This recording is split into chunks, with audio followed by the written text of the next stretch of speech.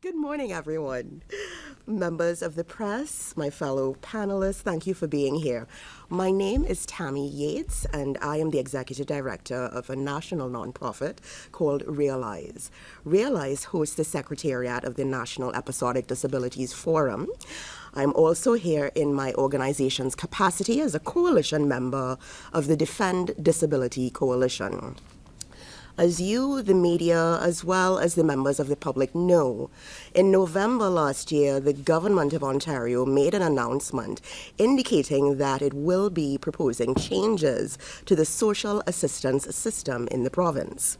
This includes changes to the Ontario Disability Support Program, ODSP, which is a program that offers financial assistance, benefits, and employment assistance to people with disabilities in financial need. One of the proposed changes, and the change that we are focusing on for this press conference today, would be to make the definition of disability used to determine eligibility for ODSP more like definitions used for federal government benefit programs. And this is despite the fact that federal government policymakers are now keenly aware that those changes, those definitions, no longer suffice. The Government of Ontario has announced that this change will not only apply to the majority of people receiving ODSP, they will be grandparented and will not have to meet the new definition. But this change is very concerning for future ODSP applicants. People with disabilities who would now qualify for ODSP under the current definition would not qualify under the new one. These proposed changes have elicited great concern among people living with disabilities and amongst the social agencies and health providers who support them. The Defend Disability Coalition, among many others, are gravely concerned and have written to the Minister of Children, Community and Social Services about this life-changing matter.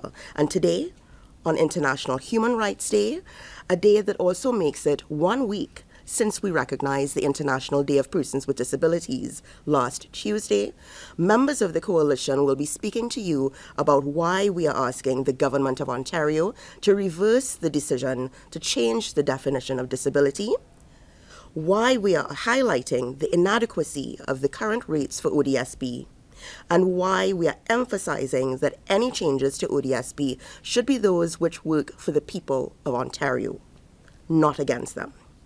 Without further ado, I invite our speakers, and they will speak one by one and bring their experience to the table.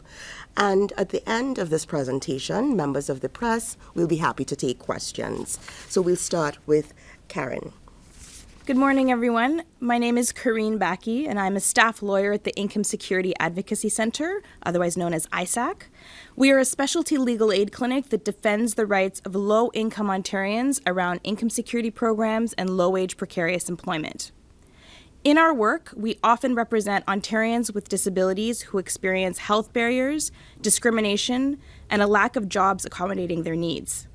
For many of them, ODSP is a lifeline, but one that leaves people hanging by a thread.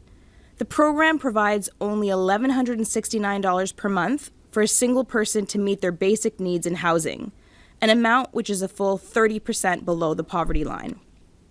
I will be speaking about two developments that further threaten the basic rights of our clients to a dignified standard of living, namely the change in definition and the recent Auditor General's report. To my first point, as we heard, over a year ago, the province announced they would introduce a new definition of disability to qualify for ODSP, but we still do not know what that definition is. What we do know is that there have been repeated indications that the new definition is likely to further restrict access to the program. This is very troubling, given that the current definition is already very hard to meet. It requires a person to show that they have substantial physical or mental impairments that are expected to last a minimum of 1 year and which substantially restrict them in their ability to work, participate in the community, or care for themselves. Each and all of these facts must also be verified by an approved healthcare professional in order to qualify for these minimum benefits. Although it's not clear what the new definition might be, the province has signaled aligning to federal definitions that are far more onerous. Some federal programs require disabilities to be quote unquote severe as opposed to substantial, and that they be prolonged. While this may seem like mere semantics, from a legal perspective, these changes can have profound implications on whether a person will qualify for ODSP. Because it's a higher threshold, using the severe test could mean that many people with significant long-term functional barriers won't be eligible for ODSP. Those who could be excluded could include people with recurrent conditions where episodes of illness can be unpredictable and come and go, such as MS, arthritis, some cancers, or mental health disabilities. We often represent clients who are unable to work because of their health and a lack of stable, safe, decently paying jobs that will accommodate their disabilities and allow them to meet their needs. That is why the definition should not change, so people that need ODSP can still access it. Turning now to the Auditor General's report of review of ODSP. In our view, the objective of an audit of the program should be to evaluate whether the program is meeting its legislated purpose of effectively serving Ontarians with disabilities who need assistance, including examining whether the support provided is adequate. The audit fails to do that. We have three major concerns with the findings of the audit. One, it begins with the premise that an increase in ODSP costs related to more people being on the program is automatic cause for suspicion. Two, it fails to consider hard-won improvements to the program. And three, it misunderstands the independent expert role of the quasi-judicial Social Benefits Tribunal. First, the fact that more people rely on ODSP today than 10 years ago has a very simple explanation. It's because more people need it.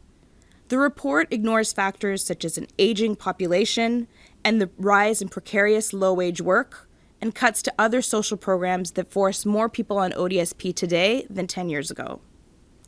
Second, I should point out that after years of advocacy, the ODSP application process has actually been made more accessible, and there is now better training and more oversight of decision makers. This makes for higher quality and fairer decisions, and yes, more approvals for good reason.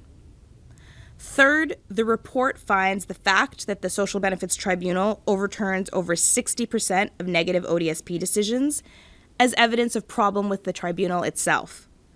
However, the role of the tribunal is not to rubber stamp the ministry's decisions. The tribunal is an expert, independent body mandated to decide appeals after reviewing and testing all of the evidence and applying the law. If it overturns ODSP decisions, it's because those decisions did not meet legal requirements. A province for the people recognizes that all Ontarians have inherent worth and people with disabilities deserve dignity. On Human Rights Day, we urge the province to retain the current definition of disability, raise social assistance rates, and safeguard the independence of the tribunal. Thank you.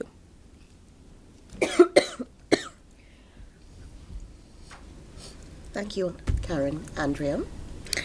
Okay, I'm Andrea Hatala, and I am the recipient co-chair of the ODSP Action Coalition, and I thank everybody for attending today. So I'm just asking that there's no change to the definition of disability. This is a really worrying thing for a lot of people, and it won't result in saving money. It'll just put more pressure on services like food banks and other charitable organizations and homeless shelters and things like that. I'm afraid of people being forced to live on $750 a month when you're sick or you're depressed and you have no money. It just adds to your condition. ODSP rates are still inadequate, but they're, $11.69 per month is a little bit better than OW. And I wish that people would trust that we have to go to doctors to get on ODSP, and we have to get the doctors to sign the forms. And these people go to school for years, so they know what they're talking about, and they're not going to help people fraud the system. Also, it's OW workers and the other workers that make sure that people are staying on the system. So people really do have disabilities. It's not that we're trying to pull one over on you.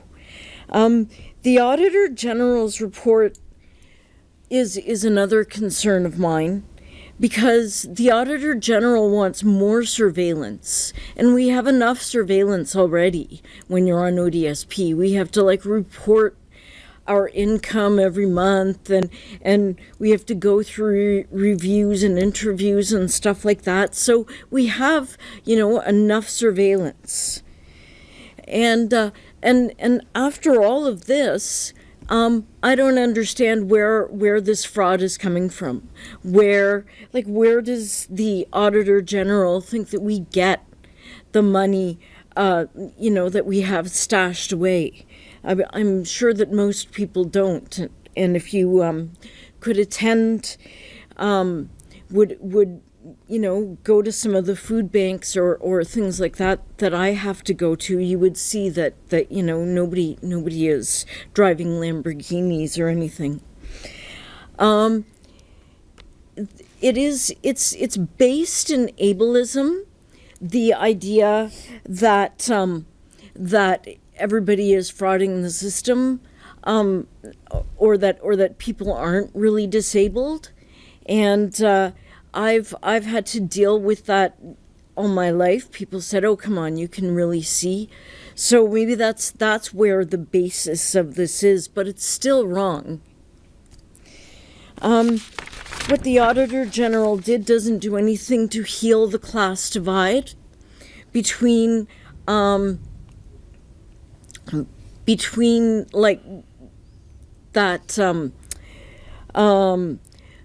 Well, it doesn't do anything to heal the class divide.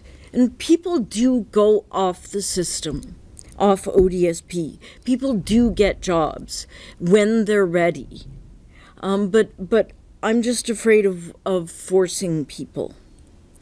And there's several conventions that, there's several things that will help us fight these changes, like the UN Convention of People with Disabilities and the Human Rights Condition. And I think that some of this, that some of these decisions may be contrary to what those conventions and things say. And we will not hesitate to use them. So please don't accomplish your austerity agenda on the backs of the vulnerable for your tax cuts, because that's not cool. Thank you so much, Andrea.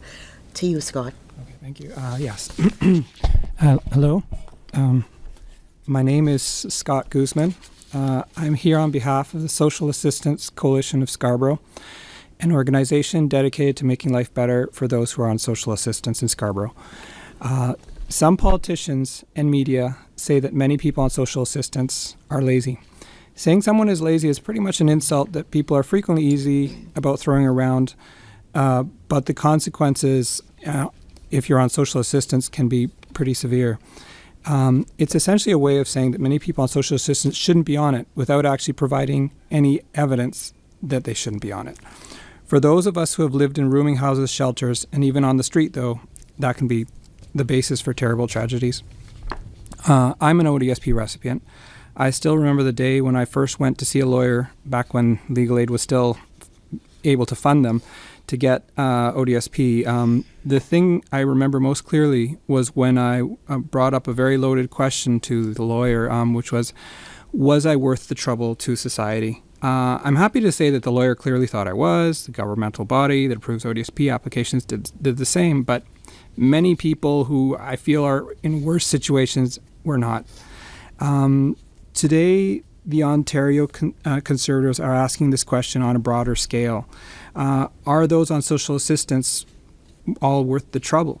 I would hope that everyone in this room would say pretty much yes, but for those outside of this room, those in higher governmental positions in this province, their answer may well be no, not really. Through their policies, they may decide that we are lazy in some form or fashion and cut us from ODSP to OW or Ontario Works. A single person with no children on OW, as has been mentioned, only gets $733 a month. That doesn't even pay rent for most people. As a past recipient of OW and a current recipient of ODSP, I have become accustomed to fearing letters from the social assistance offices. My fear is perhaps this letter is going to tell me that I've been cut off from social assistance for some reason or other. And it's happened before. Back when I was on OW, once I didn't get OW money because there was a strike, and that was it was tough cookies. Luckily, my mom was able to come through, and I didn't lose my place, my rowing house. But yeah, a lot of people on social assistance don't have that fail-safe. Now the government is thinking about making it more difficult to qualify for ODSP by changing the definition. For a large majority of us, this would mean a drastic drop of income and the inability to pay for basics like rent and healthy food. Earlier in the year, a Toronto Star article quoted a doctor saying that this government's plan for social assistance was a sad 1,000 deaths by 1,000 cuts. I have been told that ODSP now has workers in every office just trying to see if anyone is defrauding the system, but I have never heard of ODSP workers whose sole task is to make sure that people in their care aren't falling through the cracks. This is probably why so many people have been cut off for so many times and literally have to fight just to get back what they shouldn't have been cut off from in the first place. I've had to do this. And this, in essence, is a problem. All of these things make people on social assistance think that perhaps things would be better if they weren't around at all. That, in turn, leads to a very dark road. I remember when the former Conservative Premier of Alberta, Ralph Klein, bussed people on social assistance from Alberta to BC in order to avoid continuing to pay social assistance to them. The subtext, though, is whether some might like to simply ship people in need out of existence. These are questions that need to be asked of the Doug Fords in the world. The best they can do with such questions is hide behind platitudes and getting more work for those in need of it, even as they continue to cut the actual incomes of those who need it. I recently had a bit of an argument with a certain panelist in another event over her statement that she wanted to be able to eat food that she liked. I said we should focus on healthy, nutritious food, but she was rather insistent that she actually wanted to like the food she was eating. And I started to think, in a way, her comment was tying into what I was getting at in my own way. If we let a large part of society get to the point where they don't feel like life is worth living, it can lead to very unpleasant consequences. Recently, I read an article from the CBC. It talked about a woman who asked politicians in the last federal election if they would let her die an assisted death. Politicians made cautious but agreeable sounds to it. The author of the article pointed out something that must never be overlooked, however.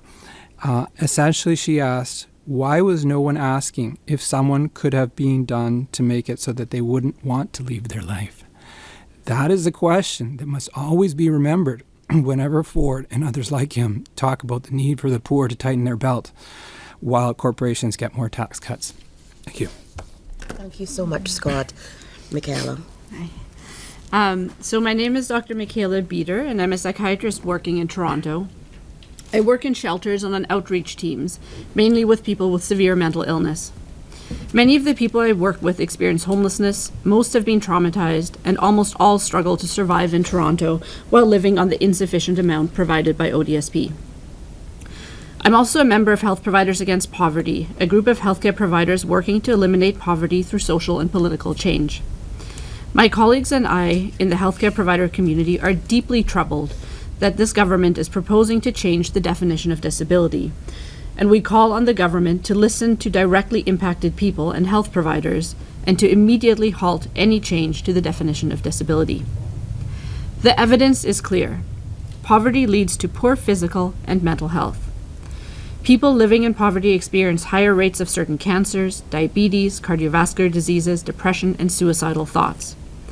In addition, people living in poverty have higher risks of hypertension, arthritis, and asthma. The people we support require ODSP to survive, to buy groceries, to feed themselves and their families, and to pay for rent. Let me tell you about Stella, who's not a real person, but a composite of many people I've worked with. Stella is now in her 40s. She's been struggling for many years with repeated episodes of mania and depression related to bipolar disorder. Between episodes of depression, she has sometimes been able to work for a few weeks to months, but inevitably the stress of work has resulted in either a relapse or a job loss. She has also developed severe back pain following years of on-again, off-again physical labor and has diabetes. When she comes to see me, she is hesitant to go on ODSP, as she wishes that she could work.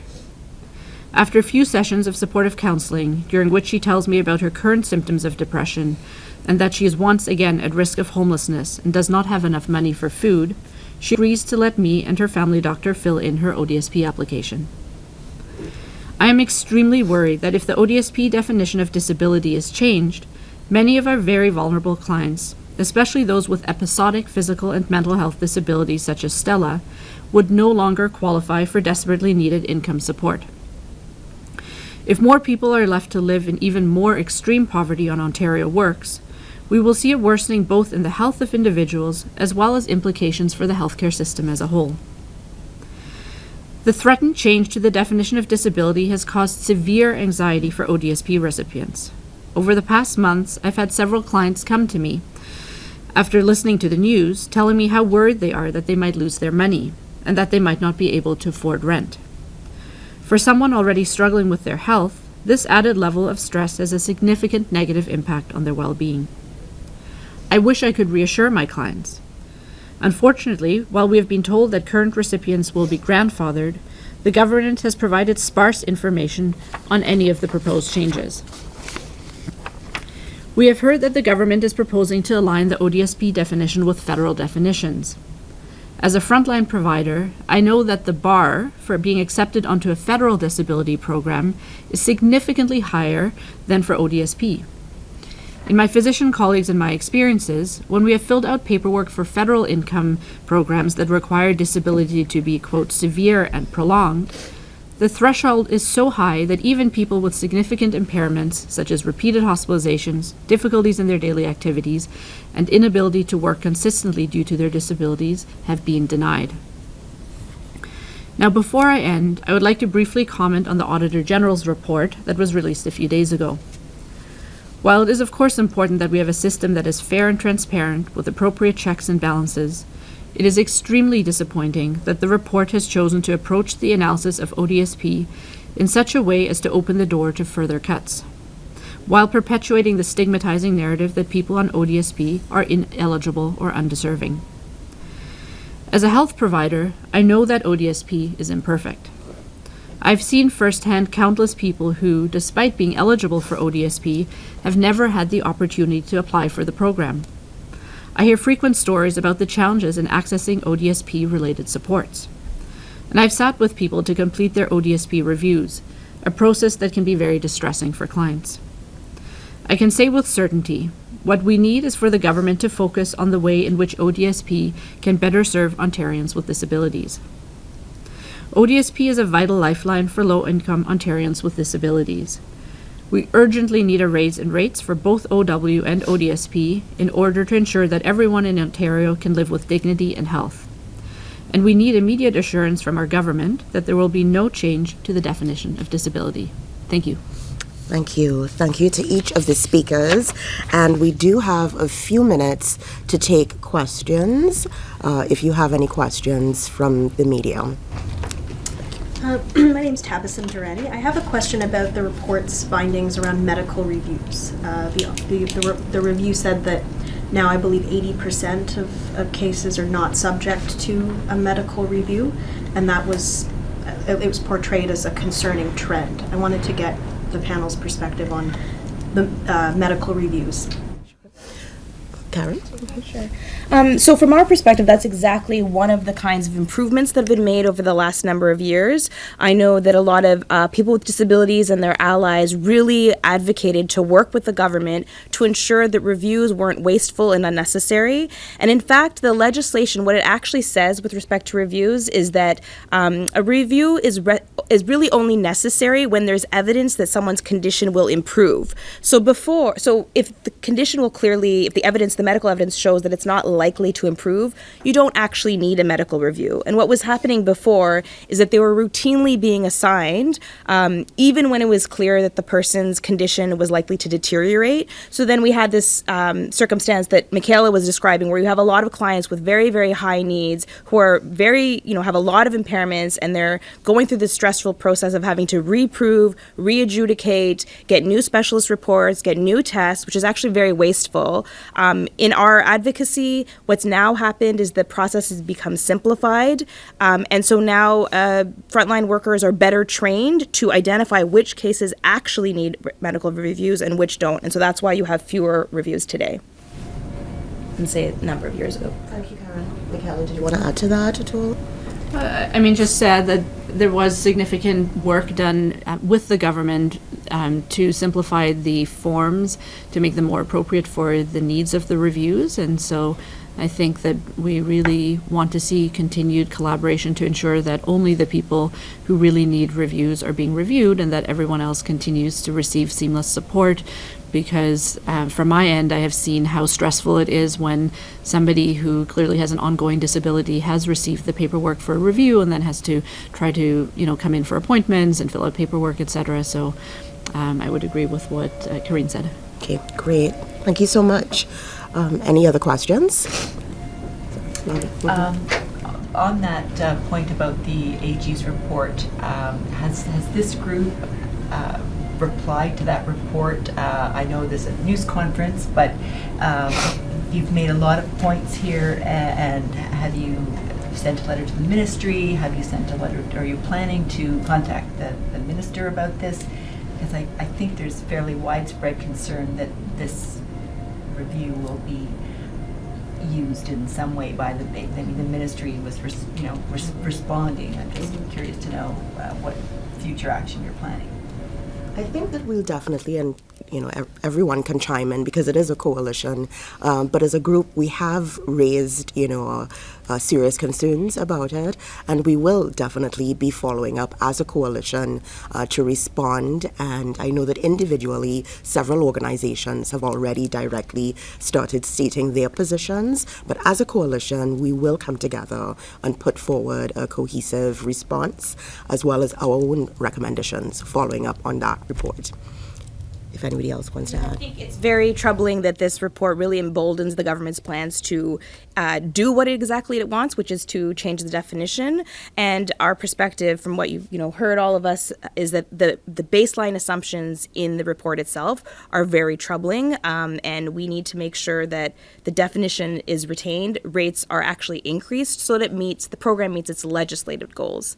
So it's a very important issue that I'm sure going to be talking about after today. Definitely. And Isaac, which is the legal clinic that Karine works for, did release a response to it, and so and we will make petitions regarding the Auditor General's report and send letters to the ministry from the ODSP Action Coalition as well. Great. Well, thank you so much for that response. We have maybe a minute and a half if you have any other questions. Any other actions planned beyond this? Oh, well, definitely a follow-up to the AG's report. And, sorry? And of course, yes. So we'll definitely come together again and decide on next steps, but we will definitely be moving forward with further actions. And again, Are you? Yes, there is a motion. There is a motion to get the city councilors to vote on supporting not changing the definition. And that, I believe, is next week, Scott? That's There are a number of groups in the coalition, so there's, that's on December 17th is one of the days. It looks to be before Christmas that we will have the motion read. Great. So as you can tell, action will continue. So thank you very much. On behalf of the Defend Disabilities Coalition, I would like to thank you for coming out. I'd like to thank the speakers, and I thank all my fellow Defend Disability Coalition members for their contribution today, and we'll encourage everyone to leave with the parting thought. We all want an ODSP system that works for the people of Ontario, and I'm sure that includes the government, not one that works against the people of Ontario. Thank you.